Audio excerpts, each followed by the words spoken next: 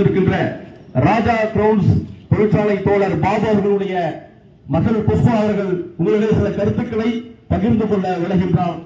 அவருடைய கருத்துக்களுக்காக அவருக்கு வெளியிடுகின்றேன். வணக்கம். இங்க நான் வந்திருக்கிறது ஒரு மாணவர்களுக்கு இவங்களால எவ்வளோ வருத்தம் ஏற்பட்டிருக்கு அப்படின்னு பேச வந்திருக்கேன். as a ஸ்டூடெண்ட்ஸா நான் இங்க பேசுறேன். இவங்களால ஒரு ஸ்டூடெண்ட், நான் பிரைவேட் ஸ்கூல்ல படிச்சுட்டு இருந்தேன், இப்போ நான் கவர்மெண்ட் ஸ்கூல்ல படிக்கிறேன். அது இவங்களால.